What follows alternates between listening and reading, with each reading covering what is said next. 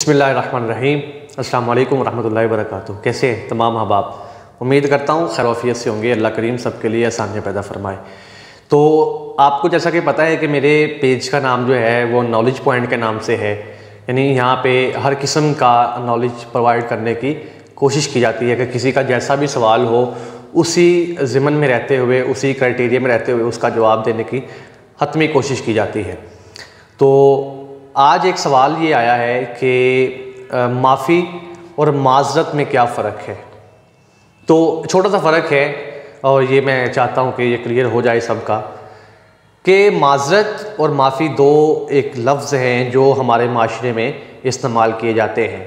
आप सब बखूबी से वाकिफ़ हैं। तो माज़रत दरअसल अरबी का एक लफ्ज़ है, इसका जो बैकग्राउंड है ये अरबी से ही मिलता है।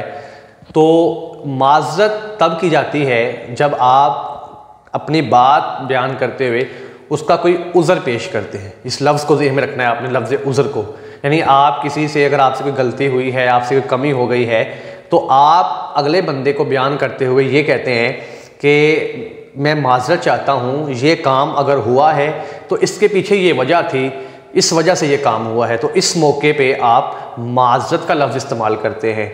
और दूसरा लफ्ज़ जो है वो माफ़ी का है। माफ़ी और माज़रत तकरीबन दोनों ही इस्तेमाल किए जाते हैं, लेकिन छोटा सा फ़र्क माफ़ी और माज़रत में ये है। माज़रत मैं बता चुका, माफ़ी भी असल में अरबी के साथ ही मिलता जुलता है। अफ़्व दरगुज़र करना, माफ़ कर देना, बख्श देना, मग़फ़िरत कर देना।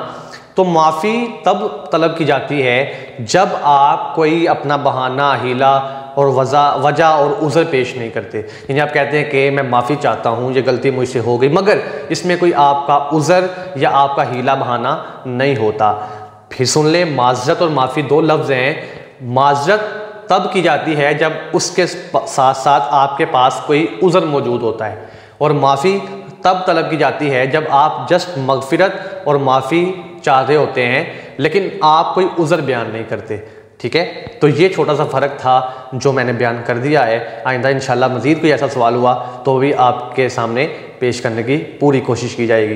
दुआ में याद रखिए, चैनल को सब्सक्राइब कर दीजिए और भी बहुत सी नॉलेज की वीडियोस देखने के लिए हमारा साथ दीजिए। और आपके ज़हन में अगर कोई सवाल है तो आप भी हमें कमेंट सेक्शन में बता सकते हैं। आपके सवाल को भी हतमी शक्ल देने की पूरी कोशिश की जाएगी। वस्सलामु अलैकुम व रहमतुल्लाहि व बरकातुहू।